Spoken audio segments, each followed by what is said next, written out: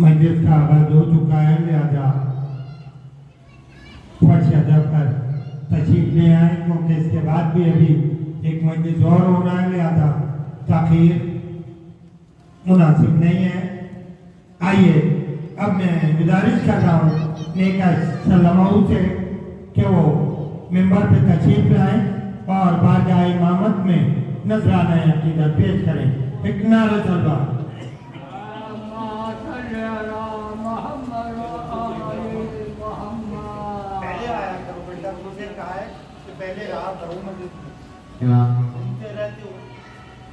मैं हूँ ज़हरा का पेसर और ज़माने का इमाम। मैं हूँ ज़हरा का पेसर और ज़माने का इमाम। मुझको करती है सदा पाके नसब झुक के सलाम। मैं जहाँ पे हूँ वहाँ करती है जन्नत भी कयाम। देने आया हूँ ज़माने को शराफत का प्यार। तो मर्ज़ी रब से उम्मत का चमन रखा है, मेरे नाना ने मेरा नाम हसन रखा है। मर्ज़ी रब से उम्मत का चमन रखा है, मेरे नाना ने मेरा नाम हसन रखा है। तो अली वली की जिसे भी सदा पसंद नहीं, अली वली की जिसे भी सदा पसंद नहीं, तो ऐसे लोग हमें भी जरा पसंद नहीं। अली वली की जिसे भी सदा पसंद नहीं, तो ऐसे लोग हमें भी जरा पसंद नहीं। अली को क्यों नहीं देता सदा तू मुश्किल में, अजम मरीज है तुझको शिफा पसंद नहीं। अली को क्यों नहीं देता सदा तू मुश्किल में, अजम मरीज है तुझको दवा पसंद नहीं। यजीदियत के जरासीम जिसके खून में हो, यजीदियत के जरासीम जिसके खून में हो, उसे हुसैन का फर्शी अज़ाब पसंद नहीं। और है हक परस्त तो इकरार कर विलायत का, है हक परस्त तो इकरार कर विलायत का, अधूरा कलमा खुदा को जरा पसंद नहीं। एक ना ऐसा बात है।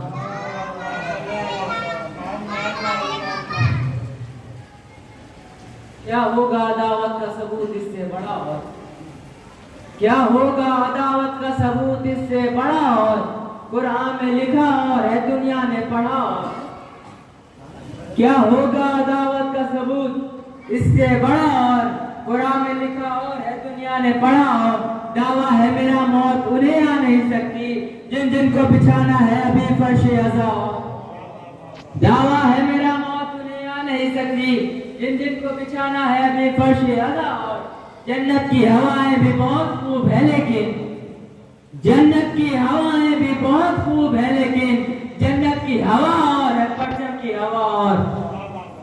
तो मुफ्ती से कभी नुस्खा इस्लाम ना दे, मुफ्ती से कभी नुस्खा इस्लाम न लेना, होता है मर्द और ये देता है दवा और। तो शान से देखा नहीं दरियाए सखावत, राहिब ने कहा बस मेरे मौला ने कहा और सब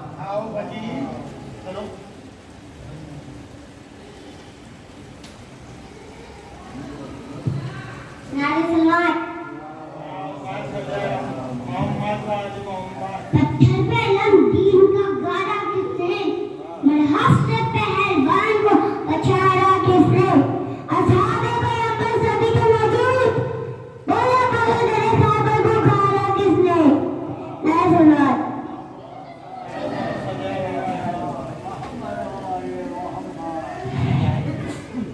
या अली कहते नारा लगा दीजिए, दुश्मनों के कलेजे हिला दीजिए, सारे काफिर मुसलमान हो जाएंगे, सैयदा की कहानी सुना दीजिए। चलो हैदर तुम भी आओ, नहीं चलो चलो तशरीफ पढ़ो।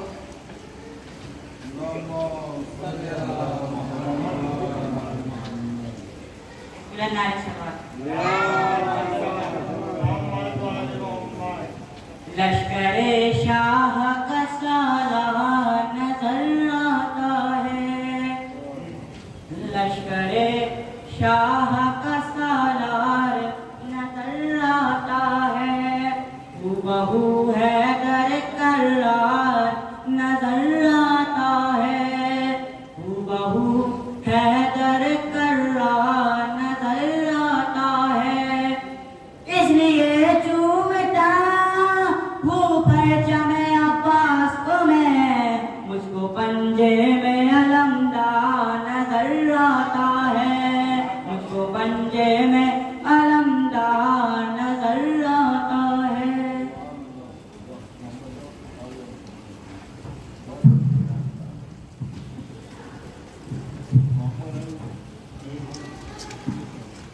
मैं एक बार फिर मजार में रहने वाले सभी हजरात से इल्तिजाई गुजारिश कर रहा हूँ कि मजलिस का आगाज हो चुका है, लिहाजा फर्जी मजलिस पर तशरीफ ले आए, बेहतर होगा और इबादत भी होगा।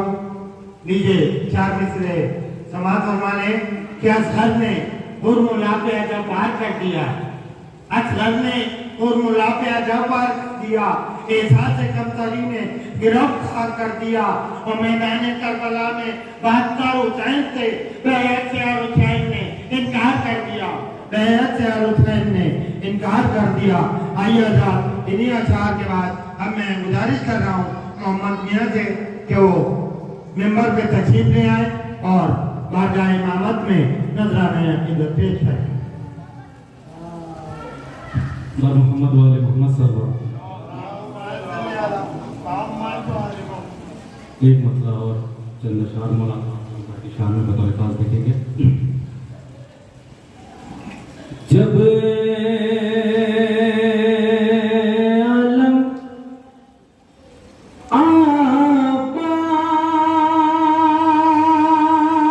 आबास का मैदान में लहरा गया, बतौर खास तीसरा और चौथा मिसरा। जब आलम आबास का मैदान में लहरा गया, जब आलम आबास का मैदान में लहरा गया, अरे दुश्मनों को खौफ के मारे पसीना गया, दुश्मनों को खौफ के मारे पसीना गया। तो बुजुर्ग का समाप्त फरमाइए। बोले बाप से जली, अरे तलवार से लत खींच गए, बोले बाप से जली, अरे तलवार से लत खींच गए, अरे मौत देखे वो अपनी जो यहाँ तक आ गया, अरे मौत देखेगा वो अपनी जो यहाँ तक आ गया। तो मक्ते का शेर मुलाज़ा फरमाएं कि मौत देखेगा वो अपनी जो यहाँ तक आ गया। तो ऐ मोहम्मद दास्ताने करबला जिस नाम लिखी, ऐ मोहम्मद दास्ताने करबला जिस नाम लिखी, अरे हकीकते तुझे को जीने का सलीका गया, हकीकते तुझे को जीने का सलीका गया। पर मोहम्मद वाले मोहम्मद सल्लल्लाहु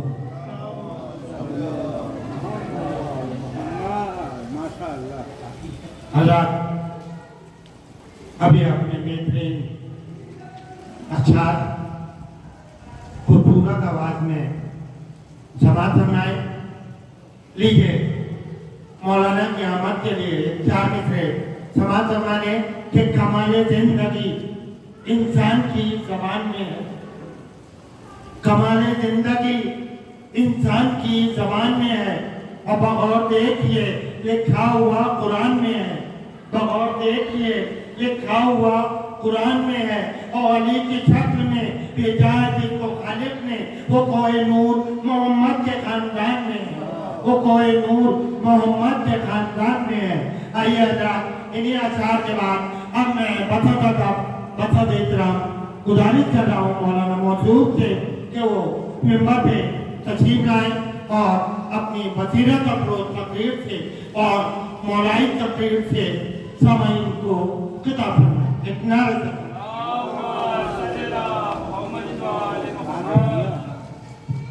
کلیم بھائی کو کہاں بھیج دیا؟ کلیم بھائی کو کہاں بھیجا بھائی؟ تکبیر کے دونوں گھوڑی اور گھوڑی بسم اللہ.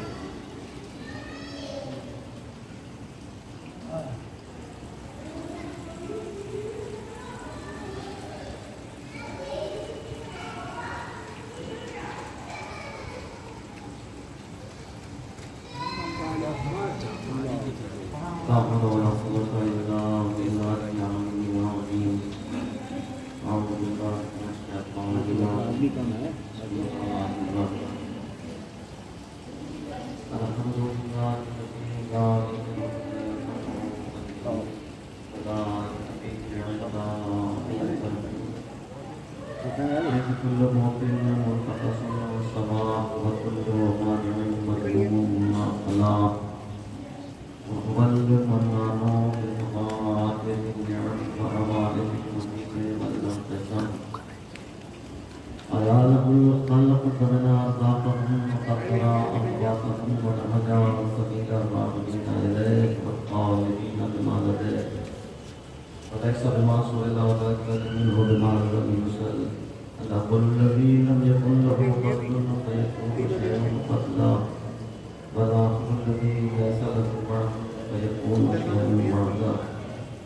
الصلاة والسلام والتحية والإكرام على النبي الأمي المكي المدني العربي القرشي الهاشمي المطلبي مولانا سيدنا أبي القاسم محمد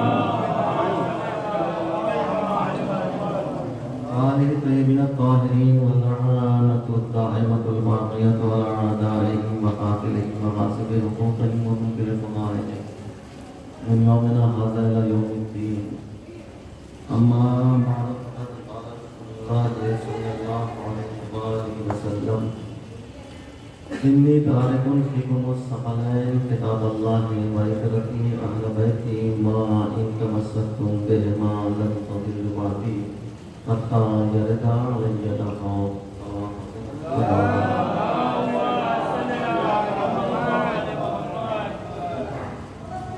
پیغمبر اسلام کی بڑی مشہور و معروف حدیث ہے. ارشاد ہو رہا ہے کہ بے شک میں تم لوگوں کے درمیان دو گراں قدر چیزیں چھوڑ رہا ہوں.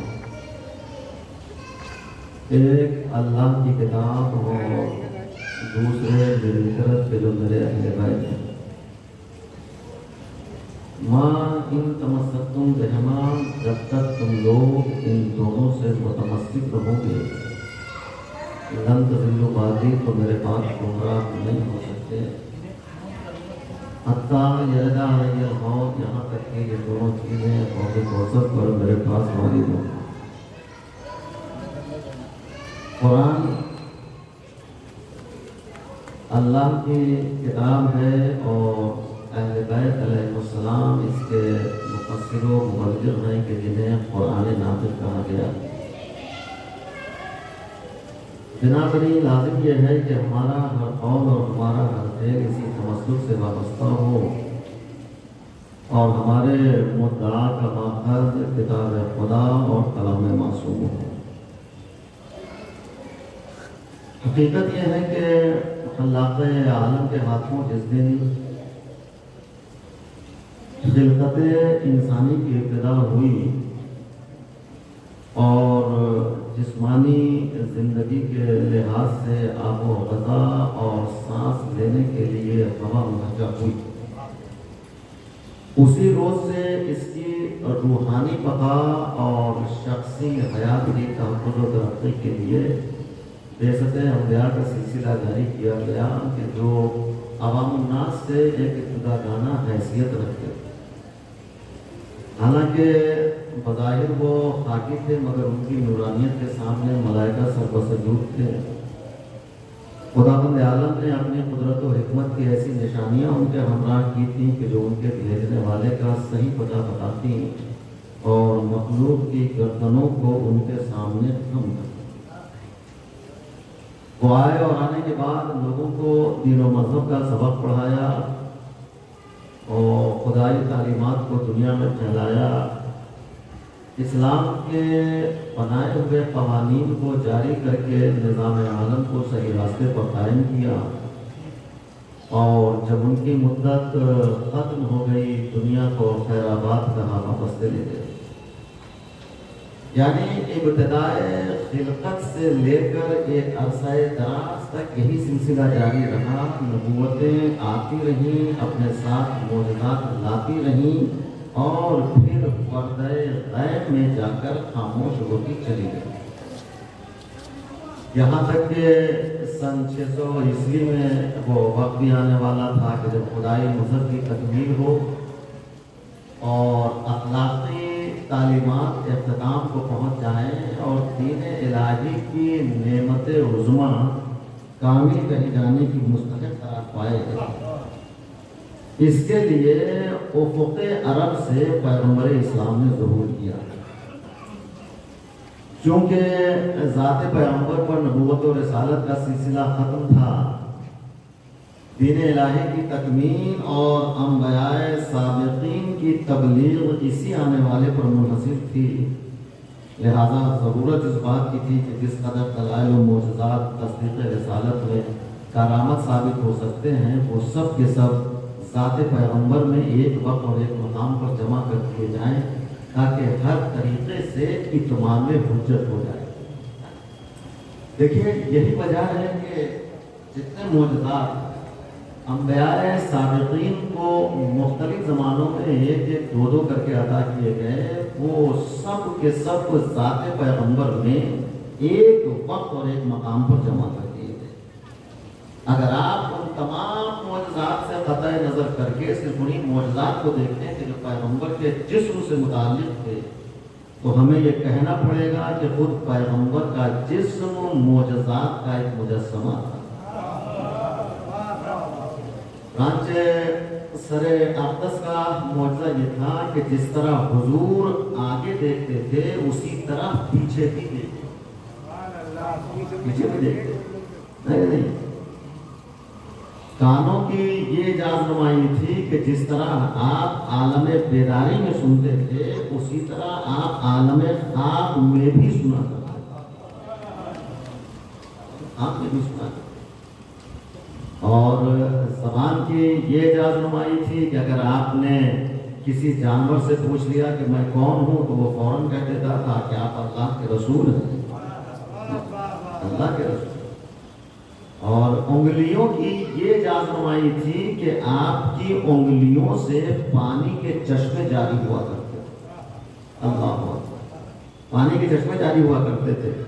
और पैर की ये इजाज़नुमाई थी कि अगर आपने अपने पैर का धुआं किसी तल्ख़ कुएं में डाल दिया तो उसका पानी मीठा हो जाता, मीठा हो जाता। तो ये जितने मोजज़ात पैगम्बर इस्लाम के थे उसमें सिर्फ कोई एक मोजज़ा हुजूर की तस्दीक़ रिसालत के लिए काफ़ी था।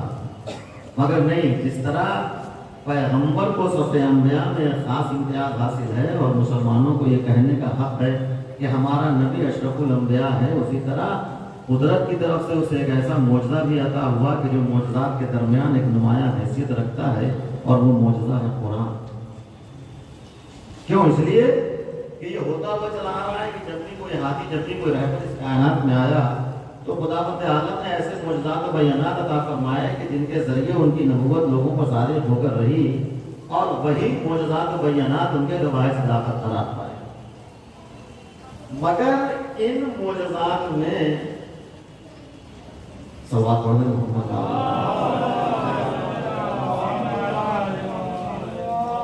देखिए एक खास अम्र का लिहाज रखा गया और वो ये कि उन भेजे हुए हाथियों को, उन भेजे हुए रहबरों को उन्हीं उमूर में معجزانہ طاقتیں عطا کی گئیں کہ جس میں اس زمانے کے لوگوں کو کمال حاصل تھا۔ اب مثال کے طور پر جناب موسیٰ علیہ السلام کے زمانے میں جادوگری کا زیادہ زور و شور تھا تو قدرت نے جناب موسیٰ کو ویسا ہی معجزہ دیا، اور جناب عیسیٰ علیہ السلام کے زمانے میں طبابت کا زیادہ زور و شور تھا، حکمت کا زور و شور تھا تو قدرت نے جناب عیسیٰ کو ویسا ہی معجزہ دیا۔ اگر جب حضور آئے تو اس وقت ہادی اور ہدایت کو نظر انداز کر دیا گیا اور شراب کے پیمانوں کو مقصد حیات سمجھا جا رہا، پتھر کے صنم انسانی قسمت کے ٹھیکیدار بنائے جا رہے ہیں، فصاحت کے جھوٹے خداؤں کی پرستش کی جا رہی ہے، اور بلاغت کا وہ زور تھا کہ خدا کی پناہ ہزار ہزار اشعار انسانی فکر و خیال میں خرچ تھے، اور طبیعت میں بلا کی موزونیت تھی، زبان کے معاملے میں ان کا کوئی جواب نہ تھا۔ یعنی 8 سال کی عمر کا لڑکا اونٹ چلاتے چلاتے 100 اشعار کے قصیدے کہہ دیتا تھا، اور ادب کا ایسا سکہ چل رہا تھا کہ گھر کی لونڈیاں جو تھیں وہ فصاحت و بلاغت کے نور سے جگمگا رہی، شاعری بچے بچے کی زبان پر تھی، مرثیہ اور رزم ماں کا دودھ بن چکے تھے، مضامین کے ایسے چشمے بن رہے تھے کہ نہ اس سے پہلے اور نہ اس کے بعد کبھی عرب کو نصیب ہوئے۔ تو اب ایسی گہوارہ ادب سرزمین کے باشندوں کو قائل کرنے کے لیے اور ان سے اعتراف شکست کرانے کے لیے ضرورت اس بات کی تھی کہ پیغمبر کو کوئی ایسا معجزہ دیا جائے کہ جس کی نظیر رہتی دنیا تک کوئی نہ پیش کرے۔ مگر 40 سال کا وقفہ گزر گیا، ابھی حضور کو کوئی ایسا معجزہ عطا نہیں ہوا، تو عجب نہیں منشائے قدرت یہ ہو کہ دیکھو آسمان پر جب کالی گھٹا چھا جاتی ہے تب باران رحمت کا نزول ہوتا ہے، جب صبح کاذب اپنا جلوہ دکھا دیتی ہے تب صبح صادق کا ظہور ہوتا ہے، جب فرعون نے بنی اسرائیل کے معصوم بچوں کا خون پانی کی طرح بہا دیا تب امواج نیل کے گہوارے میں ایک نورانی پیکر جھولتا ہوا موسیٰ کی شکل میں نظر آیا۔ اسی طرح جب عرب اپنی فصاحت و بلاغت کے گیت گانے لگے تب خدا عالم نے پیغمبر اسلام کے میں جو ہے قرآن نازل فرمایا، چنانچہ وہ قرآن کے جس نے آنے کے بعد فصحائے عرب کے دہن پر مہر سکوت لگا، وہ قرآن کے جس نے وادی ضلالت میں دین و ایمان کی بارش کی، وہ قرآن کی جس نے صحرائے عرب کو چمنستان بنا دیا، وہ قرآن کی جس نے حکمت و ہدایت کے شاداب سبزہ زاروں کو باقی رکھ کر پرچم فضل و کمال لہرایا، وہ قرآن کی جس نے اخلاق کی زمین ہموار کر کے وعظ و نصیحت کے پیڑ پودے لگائے، تقویٰ و طہارت کی ڈالیوں کو معانی و بیان کے خوشبوؤں سے معطر کر کے رنگ برنگے پھولوں سے ایسا گلدستہ تیار کیا کہ جس میں کوئی پھول مجمل، کوئی پھول محکم، کوئی پھول متشابہ، کوئی ناسخ، کوئی منسوخ، اور اس پر لطف یہ کہ ہر پھول میں ہر قسم کی خوشبوئیں سموئی ہوئی، اگر فلسفی سونگھے تو اس کے دماغ کے لیے فرحت بخش، اور اگر ادیب سونگھے تو اس کا اندلیب ذوق نغمہ سرائی کرنے لگے، اگر فقیہ کا شاپا پہنچے تو وہ اپنی فکر کو میدان فقاہت میں تیز پائے، یعنی قدرت نے بیان کی آبیاری سے دماغ کے پھولوں کو معطر کر کے گنجینہ خیال پر اس طرح پہرے بٹھا دیے تاکہ آیتوں کے خوشنما پھولوں میں نفرت کے کانٹوں کا کہیں سے گزر نہ ہو۔ مختصر سے سورہ کوثر میں بلاغت کا ایسا دریا سمیٹ دیا کہ اگر تشنگان بلاغت قیامت تک جام پیتے رہیں جب بھی اس میں کمی واقع نہیں ہوگی، اس لیے کہ قرآن حکمت و ہدایت کا سرچشمہ ہے، قرآن تہذیب و تمدن کا رہنما ہے، قرآن حکمت و اخلاق کا پیشوا ہے، قرآن خاتم و رسالت کا معجزہ ہے، قرآن نیک لوگوں کے لیے رحمت ہے، قرآن پرہیزگاروں کے لیے نصیحت ہے۔ جس نے قرآن سے شفا چاہی خدا اسے شفا دیتا ہے، جس نے قرآن سے مدد چاہی خدا اس کی مدد کرتا ہے۔ یہ صاحب لوح و قلم کا کلام ہے، مالک عرش و کرسی کی کتاب ہے۔ اس کے متعلق ارشاد ہوا کہ ذالک الکتاب لا ریب فیہ، یہ وہ کتاب ہے کہ جس میں کوئی شک نہیں، جس میں کوئی شبہ نہیں، جس میں کوئی ریب نہیں، جس کا نقطہ صحیح، جس کا لفظ صحیح، جس کا حرف صحیح، جس کا سکون صحیح، جس کی حرکت صحیح، جس کی حیثیت صحیح، جس کی حقیقت صحیح، جو شروع سے آخر تک صحیح ہی صحیح ہے، جسے حق نے اتارا ہے، جسے حق پہ اتارا ہے۔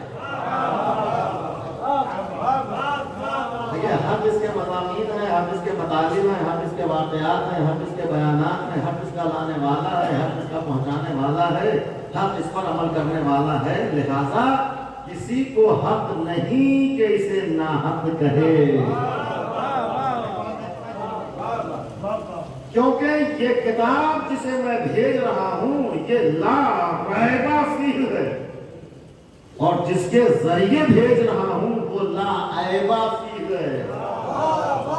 کتاب میں عیب نہیں، لے جانے والے میں کوئی عیب نہیں، لہذا کسی عیبدار کو یہ حق نہیں کہ اسے ناحق ہے۔ کیوں؟ اس لیے کہ ہم قرآن کو قانون اسلام سمجھتے ہیں، ہم قرآن کو دین کا دستور العمل سمجھتے ہیں، ہم قرآن کو الہامی کتاب جانتے ہیں، ہم قرآن کو تمنا خدا سمجھتے ہیں، ہم قرآن کو آرزو محمد مصطفیٰ سمجھتے ہیں، ہم صلوات پڑھتے ہیں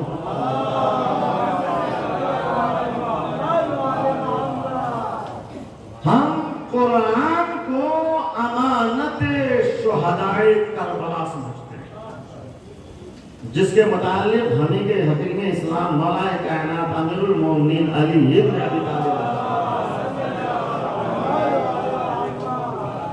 مولا نے فرمایا کہ دیکھو قرآن ایسا نور ہے کہ جس کی قندیلیں گل نہیں ہو، قرآن ایسا چراغ ہے کہ جس کی روشنی خاموش نہیں ہو، قرآن ایسا دریا ہے کہ جس کی گہرائی تک کسی کی رسائی نہیں ہو، اور قرآن ایسا حق و باطل میں فیصلہ کرنے والا ہے جس کی دلیل کمزور نہیں ہوتی، قرآن سراسر شفا ہے جس کے ہوتے ہوئے روحانی بیماریوں کا کھٹکا نہیں، اور قرآن سراپا حق ہے جس کے معین و معاون بے سہارا نہیں، قرآن اسلام کا سنگ بنیاد ہے، قرآن حق کی وادی کا ہموار میدان ہے، قرآن حقائق شناس کے لیے واضح نشان ہے، اور جو اس سے وابستہ ہے اس کے لیے پیغام امن و امان ہے، کیونکہ قرآن کی حقیقت نورانی ہے، اس کا محل نزول بھی ہمیشہ نورانی رہا ہے، لوح محفوظ اس کی منزل، بیت معمور اس کا محل، صدور ملائکہ اس کی جگہ، یعنی وہ کتاب ہے کہ اگر گلے پہ ڈال لو تو جان میں جان آ جائے، اور گھر میں رکھ لو تو حفاظت مکان ہو جائے، زبان پر آئے تو قاری قرآن ہو جائے، اور دل میں اتر جائے تو گزر و سلمان۔ قدرت نے ہر شے کا علم اس کے اندر قرآن کے اندر سمو دیا ہے، چنانچہ علم طب قرآن کے اندر، علم حیات قرآن کے اندر، علم عدالت قرآن کے اندر، علم رسالت قرآن کے اندر، علم امامت قرآن کے اندر، علم قیامت قرآن کے اندر، نباتات کا علم قرآن میں، جمادات کا علم قرآن میں، حیوانات کا علم قرآن میں، انسانات کا علم قرآن میں، علم تدبیر قرآن کے اندر، علم تفسیر قرآن کے اندر، علم تاریخ قرآن کے اندر، کیونکہ قرآن حکمت والی کتاب ہے، قرآن آیات بینات ہے، قرآن معجزات باہرات ہے، قرآن ذکر مبارک ہے، قرآن صحیفہ بابرکت ہے، قرآن باب رحمت ہے، قرآن نور وحدت ہے، قرآن راز فطرت ہے، قرآن جامع الفت ہے، قرآن منزل مروت ہے، قرآن روح مدنیت ہے، قرآن حیات انسانیت ہے، قرآن مکمل ہدایت نامہ ہے، قرآن رحمت واسعہ ہے، قرآن نعمت کاملہ ہے، قرآن بشارت عظمیٰ ہے، قرآن موعظہ حسنہ ہے، قرآن قول کریم ہے، قرآن ذکر حکیم ہے، قرآن کتاب مبین ہے، قرآن تفسیر لا ریب فیہ ہے، قرآن احسن الحدیث ہے، قرآن احسن التفسیر ہے، قرآن بشیر و نذیر ہے، قرآن تبلیغ کامل، قرآن میزان حق و باطل، قرآن حقائق کا خط فاصل۔ مختصر یہ کہ یہ وہ کتاب ہے کہ سمٹے تو نقطہ، پھیلے تو قرآن ہے، خاموش رہے تو حجت، सख्त बोले तो ईमान। एक सलात पढ़ रहे ना।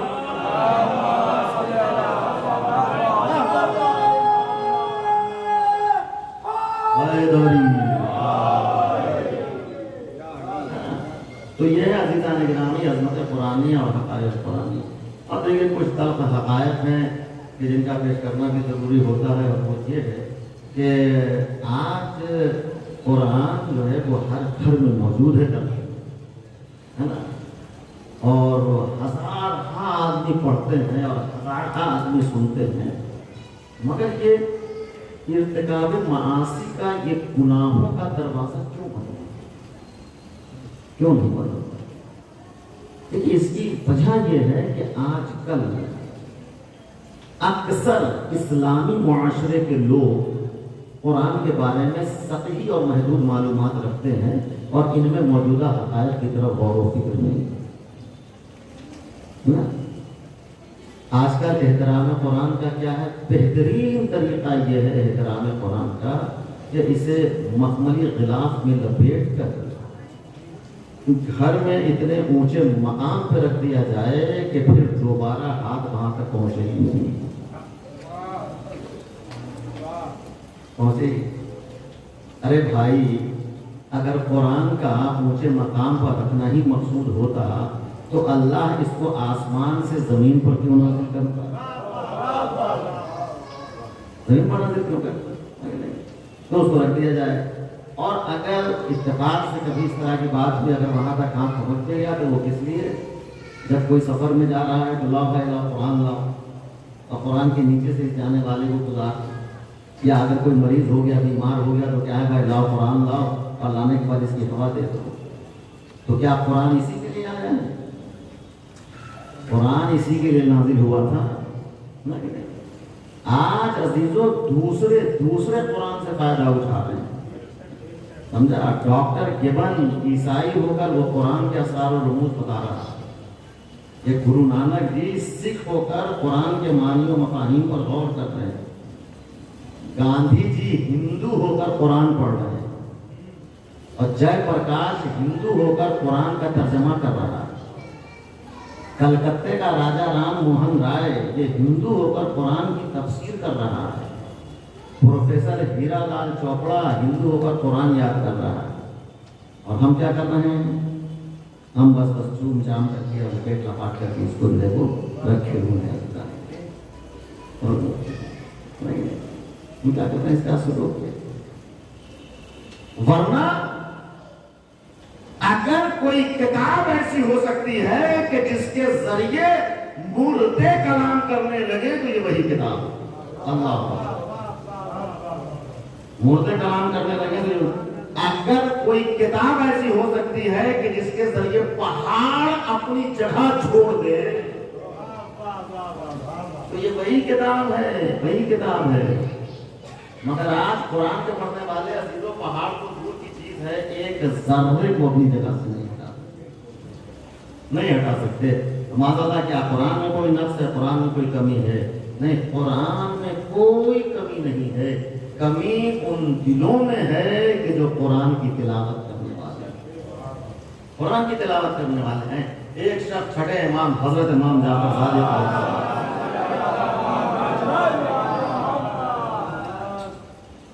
वो आया, और आने के बाद वो कहता है कि मौला आपके जद की ये हदीस है कि अगर कोई शख्स सूरह अल-हम्द को 7 मरतबा किसी मुर्दे पर पढ़ दे तो क्या भाई कि वो मुर्दा रहमत खुदा की बरकत से दोबारा जिंदा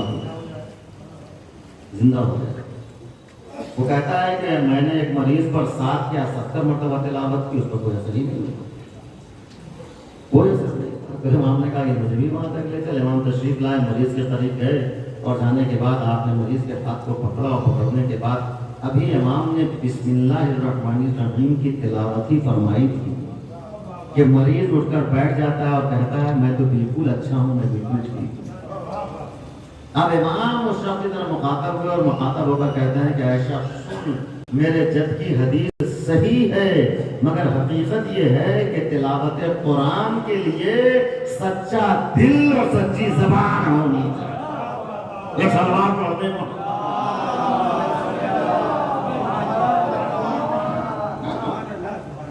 تطہیر لسان کی ضرورت ہے، پاکیزگی زبان کی ضرورت ہے عزیزان گرامی۔ اب آیا ایک شخص مولانا علی کی خدمت میں آیا اور آنے کے بعد کہتا ہے کہ علی یہ آپ کا قرآن ہے اور اس کے چند دعوے ہیں۔ قرآن نے کہا کیا دعویٰ ہے اس کا؟ وہ کہتا ہے علی اس کا یہ دعویٰ ہے فلا رجل ولا یابس الا فی کتاب مبین، یہ ہر خشک و تر اس کے اندر موجود ہے، قرآن کے اندر موجود ہے۔ قرآن یہ کہہ رہا ہے، قرآن کا یہ دعویٰ ہے کہ ہر خشک و تر اس کے اندر موجود ہے۔ تو مولانا نے فرمایا کہ بھائی جو اس کا دعویٰ ہے وہ بالکل صحیح ہے، ہر خشک و تر اس کے اندر موجود ہے۔ تو وہ کہتا ہے کہ علی کہاں ہے؟ نہیں ہماری کو سمجھ میں نہیں آتا، ہمیں کچھ دکھائی نہیں دیتا کہ ہر خشک و تر اس میں موجود ہے۔ مولانا نے فرمایا کہ نہیں، جو اس کا دعویٰ ہے وہ بالکل صحیح ہے، ہر خشک و تر اس کے اندر موجود ہے۔ اس نے کہا اچھا ہر خشک و تر اس میں موجود ہے؟ مولانا نے فرمایا بالکل۔ اس نے دوسری آیت پیش کی، وہ کہتا ہے کہ علی اس کا یہ دعویٰ ہے کہ فما من غائبۃ فی السماء والارض الا فی کتاب مبین، ہر غائب اس میں موجود ہے، چاہے وہ زمین کا غائب ہو یا آسمان کا، دن کا غائب ہو رات کا، صبح کا غائب ہو یا شام کا، ہر غائب اس میں موجود ہے۔ مولانا نے فرمایا کہ بے شک جو اس کا دعویٰ ہے تو بالکل صحیح ہے، ہر غائب اس میں موجود ہے۔ وہ کہتا ہے علی نہیں ہماری کو سمجھ میں نہیں آتا، ہمیں تو نہیں میں آتا کہ اس کے اندر جو ہے وہ غائب موجود ہے۔ مولانا نے فرمایا کہ نہیں، جو اس کا دعویٰ ہے بالکل صحیح ہے، ہر غائب اس میں موجود ہے۔ اس نے کہا ہاں ہر غائب اس میں موجود ہے۔ مولانا نے کہا کیوں؟ دو آیت پیش کر چکا تھا، اس نے فوراً تیسری آیت پیش کر۔ وہ کہتا ہے علی اس کا یہ دعویٰ ہے کہ بلا اصغر من ذالک بلا اکبر الا فی کتاب مبین، ہر چھوٹی بڑی چیز اس میں موجود ہے۔ تو مولانا نے فرمایا کہ بے شک جو اس کا دعویٰ ہے تو بالکل صحیح ہے، ہر چھوٹی بڑی چیز اس کتاب میں موجود ہے۔ وہ کہتا ہے نہیں ہماری نہیں دیتا کہ ہر چھوٹی بڑی چیز اس میں موجود ہے۔ مولانا نے فرمایا کہ نہیں، جو اس کا دعویٰ ہے بالکل صحیح ہے، ہر چھوٹی بڑی چیز اس میں موجود ہے۔ تین آیتیں پیش کر چکا تھا اور آخری اور چوتھی آیت اس نے پیش کر دی، کہا کہ علی اس کا یہ دعویٰ ہے کہ وَنَزَّلْنَا عَلَيْكَ الْكِتَابَ تِبْيَانًا لِكُلِّ شَيْءٍ، اس کے نازل کرنے والے نے اس میں ہر چیز کو تفصیل کے ساتھ بیان کر دیا، تفصیل کے ساتھ بیان کر دیا۔ نہیں وہ کہتا ہے کہ علی اس میں نماز کا حکم ہے، روزے کا حکم ہے، حج کا حکم ہے، مگر ہم نماز کس طرح پڑھیں، سجدے میں کیا حالت ہونی چاہیے، رکوع میں کیا کیفیت ہونی چاہیے، یہ تمام تفصیلات اس کے اندر موجود نہیں ہیں۔ حج کا حکم ہے مگر میقات کیا ہے، احرام کیا ہے، یہ تمام تفصیلات اس کے اندر موجود نہیں ہے۔ دیکھیے عرب کا رہنے والا ہے اور اپنی غذا اپنے ساتھ رکھے ہوا ہے۔ مولانا نے کہا کہ یہ کیا لیا ہے؟ کہتا ہے کہ علی یہ کھجور ہے۔ مولانا نے کہا جانتا ہے اس کے اندر کیا ہے؟ وہ کہتا ہے علی اوپر کچھ مٹھاس ہے اور اس کے اندر گٹھلی ہے۔ مولانا نے کہا نہیں، اس کے اندر درخت ہے، اس کے اندر شاخیں ہیں، اس کے اندر شگوفے ہیں، اس کے اندر پھل ہے۔ میرا مولا مزاج کو جانتا ہے، ضمیر کی آواز کو جانتا ہے، دل کی دھڑکنوں سے واقف ہے۔ کہا کیا کہتا ہے قرآن کے بارے میں کہ ہر خوشخبر اس میں موجود ہے مگر ہمیں دکھائی نہیں دیتا، ہر غائب اس میں موجود ہے، ہماری سمجھ میں نہیں آتا۔ اس کے نازل کرنے والے نے ہر چیز کو تفصیل کے ساتھ اس کے اندر بیان کر دیا، ہماری سمجھ میں نہیں آتا، پتا اس کے اندر کیا ہے؟ وہ کہتا ہے علی یہ اوپر کچھ مٹھاس ہے، اس کے اندر گٹھلی ہے۔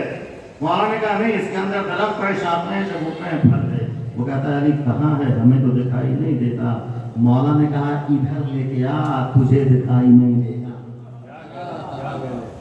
ادھر لے کے آ، تجھے دکھائی نہیں دے گا۔ وہ قریب آیا، مولانا نے کھجور کو لیا، منبر کوفہ سے نیچے تشریف لائے، زمین کو ادھر ادھر کیا، کھجور کو زمین میں رکھا، اور رکھنے کے بعد نظر رحمت سے علی نے کھجور کی طرف دیکھا۔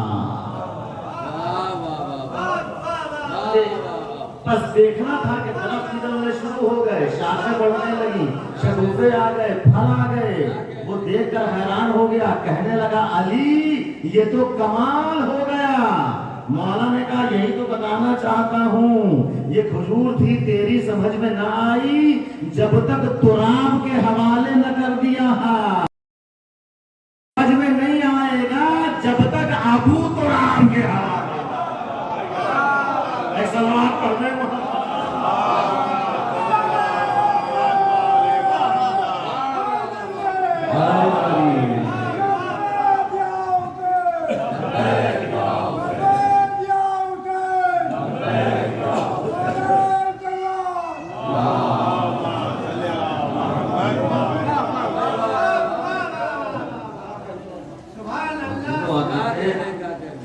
कुरान समझना हो वो इनके दर पे आए, इनके दर पे, क्योंकि अलीयुन मअल कुरान वल कुरान मअ अली, अली कुरान के साथ है, कुरान अली के साथ है।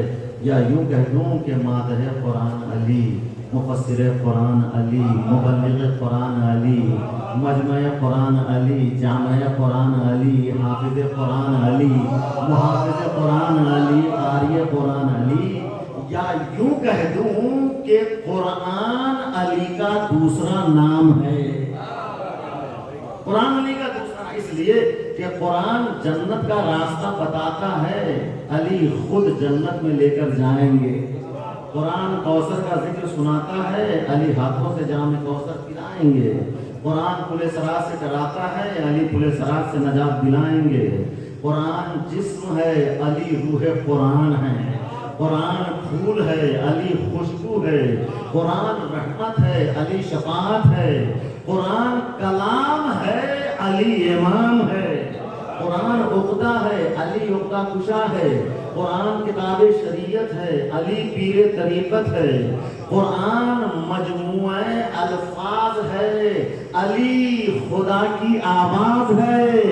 भाई कुरान का पढ़ना तिलावत है, अली अली कहना इबादत।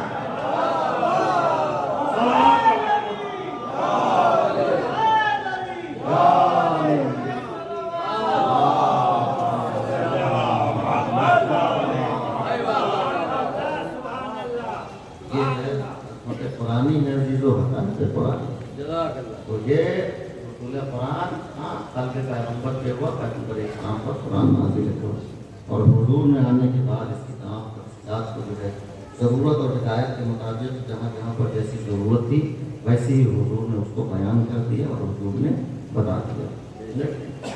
इस कुरान के ज़रिए और खुद पैगंबर के किरदार के ज़रिए जो है इस्लाम आगे बढ़ता रहा, मगर साम्राज्यों ने यहाँ पर इस्लाम को बदनाम किया। इस्लाम तो जबर व तशद्दुद का हामी है, इस्लाम तहर व गलबे की तालीम देता है, इस्लाम की तालीम जो है वो ज़बरदस्ती मुसलमान बनाने की। तो किसी भी मजहब को बुरा भला कहने से पहले उनकी दो चीज़ों को देखा जाता है। एक तो ये कि उस मजहब की बुनियादी किताब को क्या कह रही है, और दूसरी ये कि उस मजहब के जो रहनुमा हैं उनकी सीरत क्या है और उनका किरदार क्या है। ये दो चीज़ें जो होती हैं ये बुनियादी चीज़ें। आइए हमारी बुनियादी किताब जो है, मजहबी किताब जो है वो है कुरान। कुरान में साफ तौर पर ये मौजूद लिखा हुआ है कि वल्लाहु ला युहिब्बुल फसाद, अल्लाह फसाद को पसंद ही नहीं करता। बिल्कुल वाज़ेह तौर पे, बिल्कुल साफ तौर पर लिखा है कि अल्लाह फसाद को पसंद नहीं करता। अब जाहिर सी बात है कि जब अल्लाह फसाद को पसंद नहीं करेगा तो फिर उस दीन को कैसे पसंद करेगा कि जिसकी बुनियाद पर वो गलबे पे। जब तू ये कह रहा है कि अगर कोई दीन पसंदीदा है तो दीन इस्लाम। एक दूसरी चीज, मजहबी रहनुमाओं की सीरत में पैगंबर इस्लाम की सीरत सर फहरिस्त है। हुजूर की जिंदगी में बहुत सारे ऐसे वाक़यात मिलते हैं कि जो आदम तशद्दुद पर दलालत करते हैं, जवाब करते हैं। बहुत सारे ऐसे वाक़यात देखने यरूशलेम का तो यहूदी जिसके दिलों को आयात रब्बानी ने हसद से पाक साफ कर रखा था, वो मक्के में अपने एक दोस्त के पास आया और आने के बाद कहता है कि ये बताओ कि वो शख्स के जिसने नबूवत का दावा किया है वो कहाँ रहता है, वो कहाँ रहता है जिसने नबूवत का दावा किया है। मेजबान दोस्त ने जब अपने दोस्त की गुफ्तगू सुनी तो उसका मजाक उड़ाया, तहका लगाया उसने, कहा कि किस शख्स के बारे में बात कर रहा है। कहते हैं उसने क्या देखा कि सामने से एक मजमा है जो चीखता चिल्लाता हुआ चला आ रहा है। चश्म ज़दन में वो मजमा सर पे आ गया। उसने क्या देखा कि मजमे के बीच में एक शख्स है कि जो चादर में, काली चादर में लिपटा हुआ है, मगर मजमे वालों का सलूक ये है कि जिसके पास जो कुछ है वो उससे उसको अजियत पहुंचा रहा है, तकलीफ पहुंचा रहा है।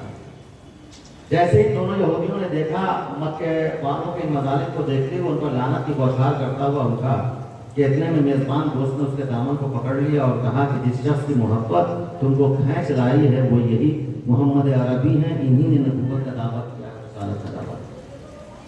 कहा कि अच्छा, اب یہ دونوں یہودی جو تھے وہ مجمع کے ساتھ ساتھ ہو گئے اور اس بات کے منتظر تھے کہ یہ مجمع ان کو تکلیف پہنچا رہا ہے، ابھی یہ شخص ان لوگوں کے حق میں بد دعا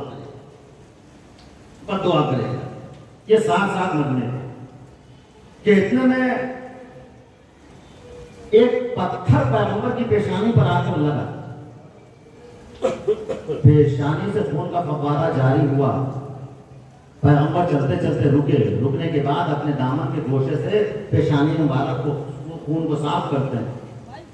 یہ دونوں یہودی دیکھ رہے ہیں اس منظر کو، پیشانی مبارک کے خون کو صاف کیا اور صاف کرنے کے بعد کھڑے ہوئے اپنے دونوں ہاتھوں کو آسمان کی طرف بلند کیا اور بلند کرنے کے بعد کہتے ہیں اللہم اہد قومی فإنہم لا یعلمون، پروردگار تو ان لوگوں کی ہدایت فرما، یہ ابھی مجھے جانتے نہیں، یہ ابھی مجھے پہچانتے نہیں ہیں، ابھی ان کو ہماری معرفت نہیں۔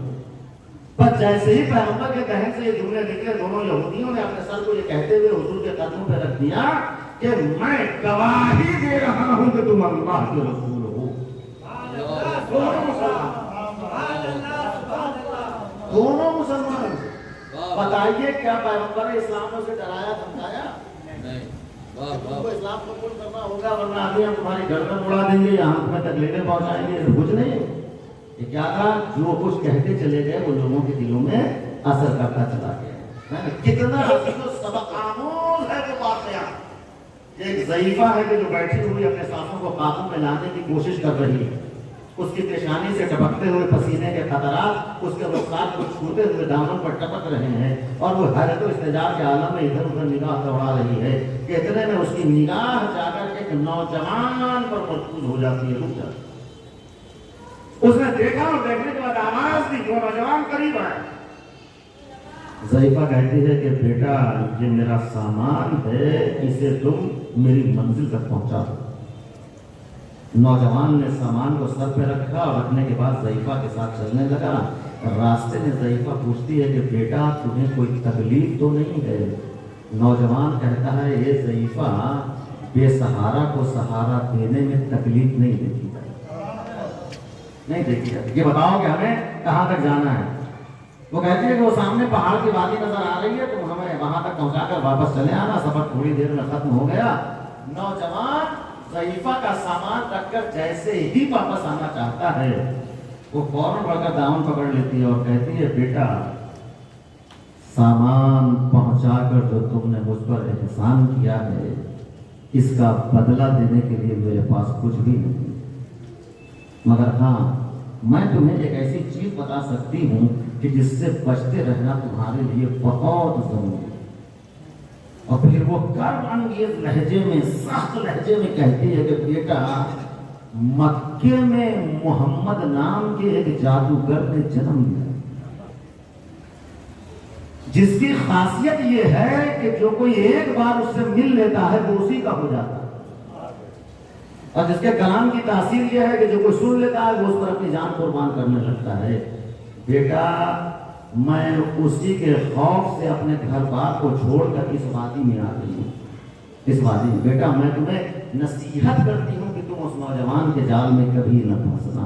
بس یہ سننا تھا۔ نوجوان سر کو جھکا لیتا ہے اور جھکا کر کہتا ہے کہ اے ضعیفہ میں یقیناً آپ کی نصیحت پر عمل کرتا، مگر کیا کروں میں ایسا کر نہیں سکتا، میں ایسا کر نہیں سکتا۔ ضعیفہ گھبرا کر پوچھتی ہے بیٹا ایسا کیوں کہہ رہے ہو؟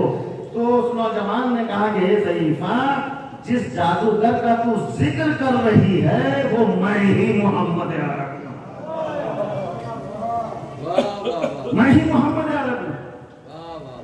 جیسے اس نے یہ سنا کہتی ہے کہ بیٹا اچھا یہ بتاؤ کہ یہ تم نے کام کیا ہے، یہ تم نے عمل کیا ہے، میرا سامان پہنچایا ہے، یہ تم نے اپنی طرف سے کیا ہے یا تیرا دین و مذہب بھی یہی کہتا ہے؟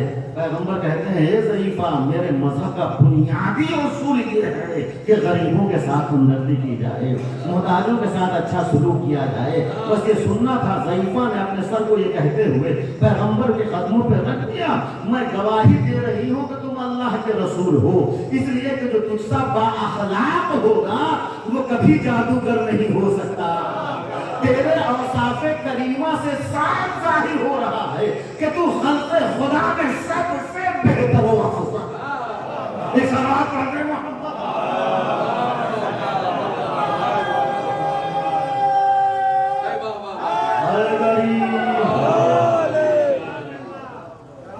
سب سے بہتر و افضل. کہاں حضور نے کچھ کیا اس کو الٹی نے نہ ڈرایا نہ دھمکایا کچھ نہیں. سامراجیوں نے خامخواہ اسلام کو بدنام کیا. اسلام دشمنی میں کہ اسلام تلوار کے زور پر پھیلتا ہے. اچھا کہنے والا کہہ سکتا ہے کہ ارے صاحب سنیے یہ تو مکی زندگی تھی, اس وقت حضور کے پاس کچھ بھی نہیں تھا, نہ فوج نہ لشکر نہ رسول دولت سرحد کچھ بھی نہیں, سمجھا کہ نہیں. اچھا آئیے تو وہ زندگی تھی جب آپ کے پاس سب کچھ ہو گیا, لیکن پھر بھی پیغمبر کا حضور کا وہی کردار رہا جو مکی زندگی میں, سمجھا کہ نہیں. مکے میں جب غازیان اسلام فاتحانہ شان سے مکے میں داخل ہو رہے ہیں اور جتنے کفار مکہ تھے وہ سب پیغمبر کے سامنے اسیر قیدی بنا کر لا کر کھڑے کر دیے گا. اس میں وہ لوگ بھی تھے کہ جنہوں نے آپ کے چچا جناب حمزہ کو بڑی بے دردی سے قتل کیا. اس میں وہ لوگ بھی تھے کہ جنہوں نے آپ پر بہت مسائل اٹھائے تھے جس کی وجہ سے مکے سے مدینے کی جانب آپ کو دل کرنا پڑا. یہ سب لوگ پیغمبر کے سامنے قیدی بنے ہوئے کھڑے ہوئے, سب کی گردنیں جھکی ہوئی ہیں. پیغمبر نے پوچھا کہ بتاؤ کہ تمہارے ساتھ آج کیا سلوک ہونا چاہیے. گویا جھکی ہوئی گردنیں یہی کہہ رہی تھی کہ میرے ساتھ تو وہی سلوک ہونا چاہیے کہ جو ہم نے آپ کے آباء و اجداد کے ساتھ کیا ہے. مگر اللہ کے رحم و کرم پیغمبر اسلام تھا. حضور نے فرمایا کہ میں آج تم لوگوں کے ساتھ وہی سلوک کروں گا کہ جو یوسف نے اپنے بھائیوں کے ساتھ کیا. اس کے بعد پیغمبر کہتے ہیں کہ جاؤ میں نے تم سب کو آزاد کر دیا, آزاد کر دیا. ان واقعات کو دیکھنے کے بعد تو کہہ سکتا ہے کہ اسلام تلوار کے زور پر پھیلا, اسلام جبر و تشدد کا حامی ہے, اسلام خیر و غلبے کی تعلیم دیتا ہے. ہاں میں کہتا ہوں کہ اسلام کی اشاعت میں تلوار کا بڑا ہاتھ تھا, مگر وہ اسلام کے جو تلوار کے زور پر پھیلا وہ کسی اور کا لایا ہوا تھا. اس کو اسلام محمدی سے کوئی ربط نہیں تھا.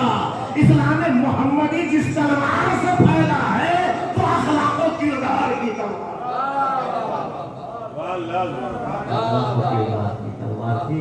اس تلوار سے اور یقیناً عزیزان گرامی آپ دیکھیے کہ پیغمبر جس اسلام کو ہلاک کر رہے علیہ السلام نے جس دین کو پہنچایا ہے اور پھیلایا, وہ نبی کہ جس کی ساری زندگی ایک حجرے میں بسر ہو گئی, جہاں کافوری شموں کے بجائے کھجور کی سوکھی ہوئی ڈالیوں کو جلا کر روشنی کی جاتی تھی. اس کے پیروں 23 سال کے اندر قیصر و کسریٰ کے مالک بن گئے. محلات کی بنیادیں پڑی, دروازے پر حاجی و چوکیدار مقرر ہوئے, خدمت کے لیے لونڈیوں اور غلاموں کے پڑے لگ گئے. رسول کی جانشینی کا دعویٰ کرنے والے سر بازار شراب پینے لگے. ماں بہنوں کی تمیز اٹھ گئی. دولت و ثروت کا دیوتا دلوں پر حکومت کرنے لگا. خدا کی قسم اصحاب فیل سے بھی کعبے کی وہ بے حرمتی نہیں ہوئی کہ جو یزیدی فوج کے ہاتھوں مسجد نبوی کو برداشت ہوتا ہے.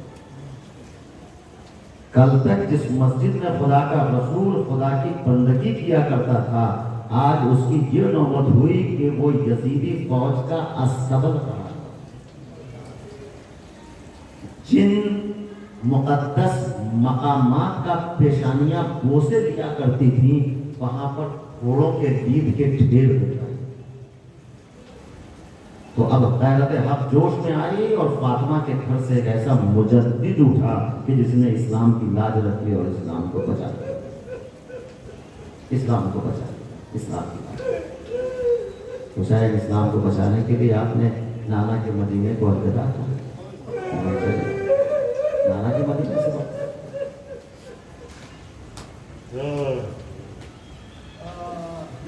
دوسری محرم کو جب چلتے چلتے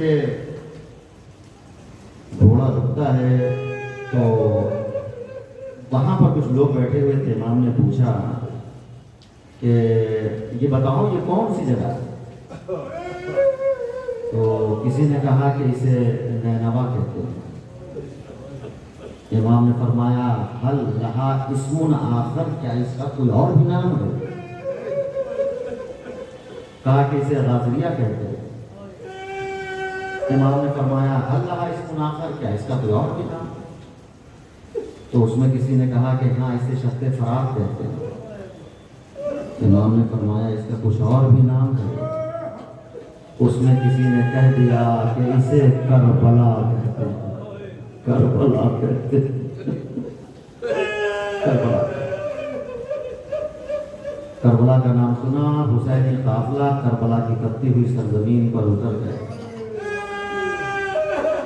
فرات کی موجیں یثرب کے مسافروں کو دیکھ کر کناروں سے سر ٹکرا رہی۔ بیابان کربلا میں بھوک کا عالم تھا اور خدا کی راہ میں قربانیاں دینے والے مسافر بس اسی ایک یاد میں مصروف تھے کہ ہر نفس کو موت کا مزہ چکھنا، موت کا مزہ چکھنا۔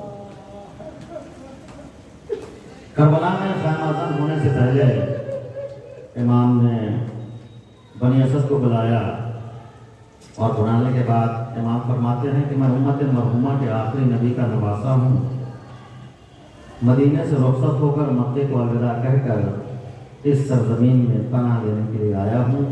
اگر تم لوگ اسے فروخت کر دو تو چند مسافر اسے اپنی آرام گاہ بنا لیں۔ ان لوگوں نے اس آواز میں کچھ ایسا اثر پایا کہ بغیر واقعات آئندہ دریافت کیے ہوئے سب کے دل مجروح ہو گئے، آنکھوں سے اشک بہنے لگے، آنسو جاری ہونے لگے۔ اور اس کے بعد کہتے ہیں کہ ہم نے اپنے بزرگوں سے سنا ہے کہ اس سرزمین پر کسی کو سکون حاصل نہیں ہوا، سکون حاصل۔ امام فرماتے ہیں کہ جو میں جانتا ہوں وہ تم نہیں جانتے۔ یہ مقام ہماری بادگاہ ہے، جہاں پر ہمیں حق اور باطل کا فیصلہ کرنا ہے۔ یہیں پر ہمیں یزید کے راستے سے اسلام کے راستے کو جدا کرنا ہے۔ یہیں پر ہمیں بتانا ہے کہ جینے اور مرنے کے ذرعی اصول کیا ہوتے ہیں۔ یہیں پر ہمیں بتانا ہے کہ ذلت کی زندگی سے عزت کی موت بہتر۔ امام نے 60,000 درہم میں زمین کو خریدا اور خریدنے کے بعد پھر واپس کیا، اور واپس کرنے کے بعد کہتے ہیں کہ دیکھو ہم لوگوں کے قتل ہونے کے بعد، شہید ہونے کے بعد جب ہمارا کوئی زائر آئے تو تم اسے 3 دن تک مہمان رکھنا، تاکہ اسے معلوم ہو کہ میرا مولا آقا 3 دن کا بھوکا اور پیاسا سوال کرتے۔ اس کے بعد امام فرماتے ہیں کہ جاؤ اپنی عورتوں کو بھیجو۔ بنی اسد کی عورتیں آئیں۔ امام فرماتے ہیں کہ اگر تمہارے شوہر حاکم وقت کے خوف سے ہمیں دفن کرنے نہ آ سکیں تو تم انہیں غیرت دلانا کہ تمہیں کیا ہو گیا ہے۔ فرزند رسول کربلا کی ریگیں گرم پر ہے، غسل و کفن پڑا۔ امام فرماتے ہیں کہ جاؤ جا کر اپنے بچوں کو بھیجو۔ بنی اسد کے بچے آئے، امام نے زانوں پہ بٹھایا، دست شفقت پھیرنا شروع کیا۔ امام فرماتے ہیں یہ بچوں، اگر تمہارے والدین حاکم وقت کے خوف سے ہمیں دفن کرنے نہ آ سکیں تو تم کھیلنے کے بہانے چلے آنا اور ہماری لاشوں پر ایک ایک مٹھی خاک ڈال دینا تاکہ ہماری لاش۔ اللہ اکبر، اللہ۔ مگر بنی اسد آ نہ سکے، جس کا غم اور جس کا افسوس آج بھی قوم بنی اسد کو ہے۔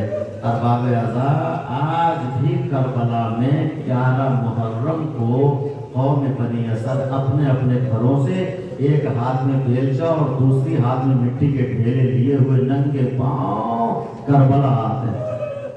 کربلا میں قوم بنی اسد اپنے اپنے گھروں سے 11 محرم کو ایک ہاتھ میں بیلچا اور دوسرے ہاتھ میں مٹی کے ڈھیرے لیے ہوئے اور وہ کربلا آتے ہیں، اور آنے کے بعد آواز دیتے ہیں این الحسین، این الحسین، میرے آقا، میرے مولا آپ کہاں ہیں؟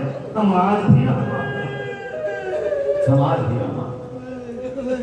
برانچے شاہ عباس کے زمانے میں روضوں میں بہترین قالینیں بچھائی گئی، روضوں کے اندر بہترین قالینیں بچھا دی گئی، اور بچھانے کے بعد خدام کو بلایا اس نے، شاہ عباس نے، اور بلانے کے بعد تاکید یہ کر دی کہ دیکھو روضوں میں بہترین قالینیں بچھ گئی ہیں، لہٰذا یہ قالینیں خراب نہ ہونے پائیں، گندی نہ ہونے پائیں۔ تو خدام نے کہا کہ 11 محرم کو قوم بنی اسد ننگے پاؤں ہاتھ میں مٹی کے ڈھیلے لیے آتی ہے اور روزوں میں جا کر زیارت کرتی ہے۔ شاہ عباس نے کہا کہ ایسا کرو کہ تمام روزوں میں تالے ڈال دو۔ تمام روزوں میں تالے ڈال دیے گئے۔ 11 محرم آئی، قوم بنی اسد کربلا آئی، اور آنے کے بعد جب روزے کے قریب پہنچی دیکھا تالے پڑے ہوئے ہیں۔ خدام سے کہا کہ تالے کھولے جائیں، اس نے کہا کہ نہیں، حاکم کا حکم یہ ہے کہ تالے نہیں کھولیں گے۔ تو قوم بنی اسد سیدھے روزے حضرت ابوالفضل عباس پہ آئی، اور آنے کے بعد کہتی ہے عباس ہم اتنی دور سے زیارت کرنے کے لیے آئے ہیں، یہاں روزوں میں تالے پڑے ہوئے ہیں، آواز آئی ہمارے ساتھ چلو۔ اب جب قوم بنی اسد آئی تو کیا دیکھا؟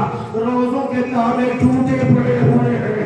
قوم بنی اسد نے زیارت کی، میرا دل بھر آیا آقا، قوم بنی اسد کا اتنا خیال، مگر ہائے قائد خانہ شام میں باقی سکے۔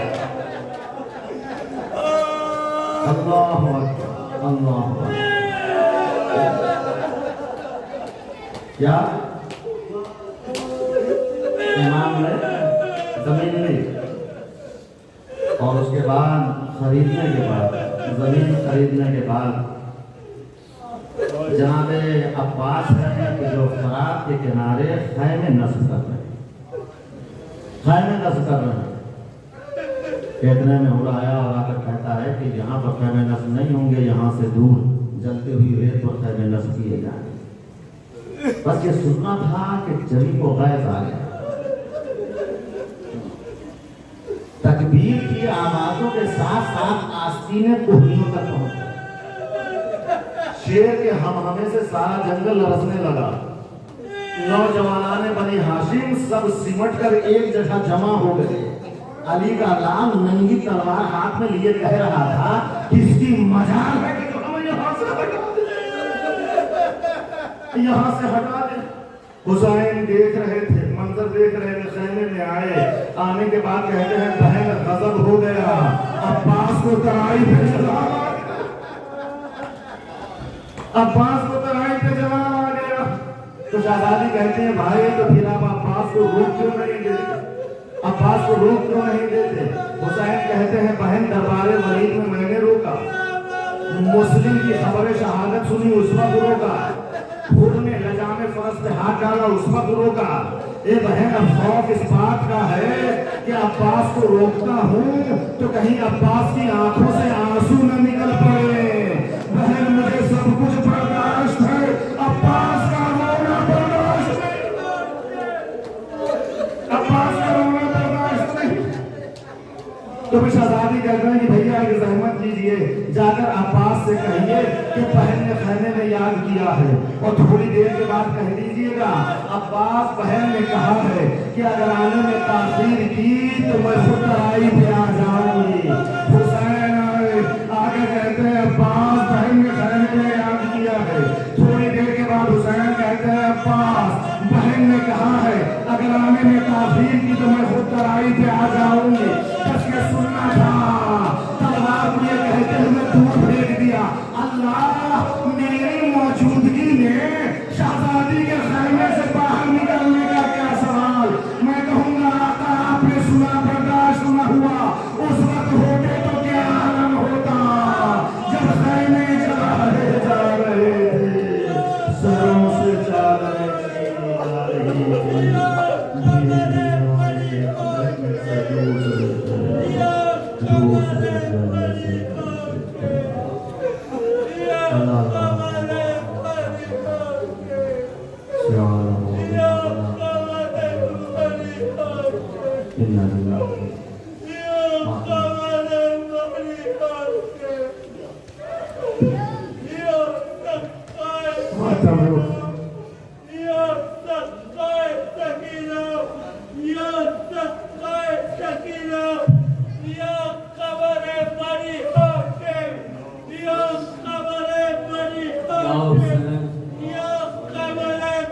قافلہ دشت بلا سے جو سوئے شام چلا،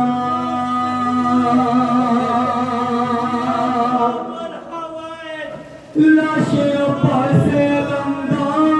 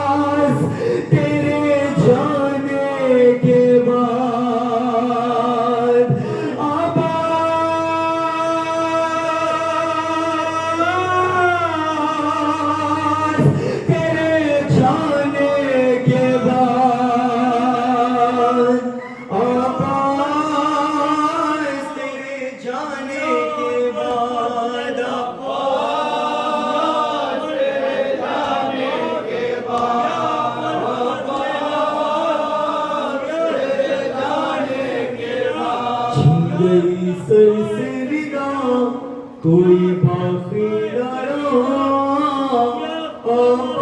عباس تیرے جانے کے بعد عباس تیرے جانے کے بعد عباس تیرے جانے کے بعد تم نے دیکھا ہے مجھے دیکھ کے یوں شکر نہیں تیری آواز پہ عباس تیرا آتا نہیں بن گئی فرش ازاں تیرے لیے اب یہ زمین شام جانا ہی پڑا یہ ستم تجھ پہ ہوا عباس تیرے جانے کے بعد عباس تیرے جانے کے بعد کیونکہ کلثوم تیری یاد میں کرتی تھی بکا تیری ہے پر سے کبھی سوئے نہیں اہل جفا کیسی بدلی یہ تیرے بعد زمانے کی ہوا خوش ہوئے اہل ستم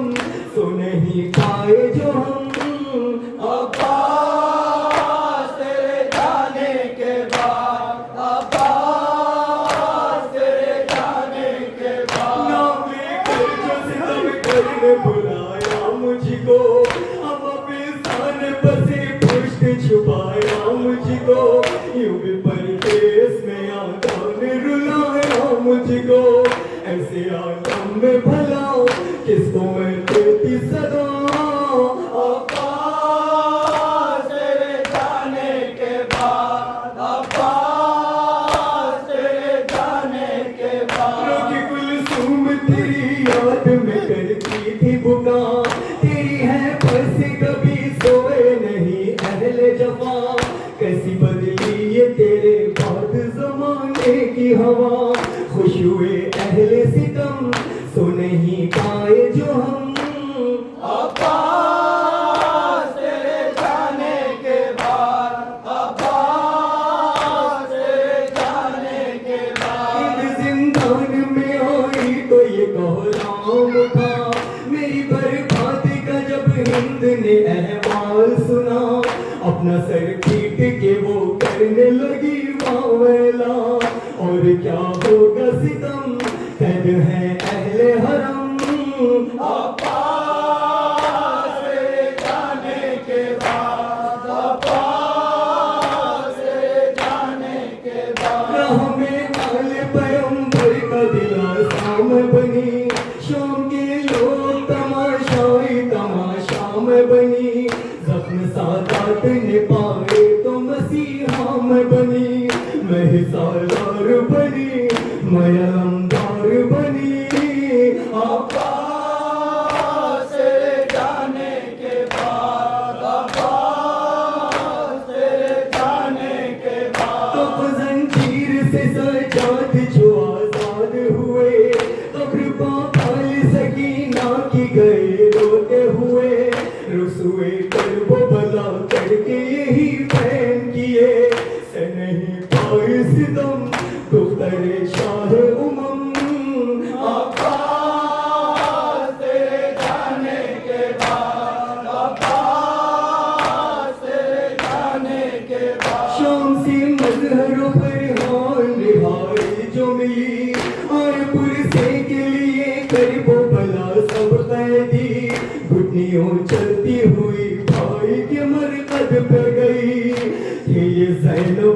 سخن ارے مر گئی کیوں نہ بہن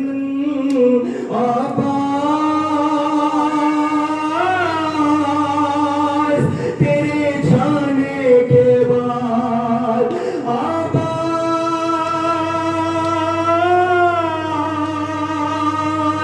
تیرے جانے کے بعد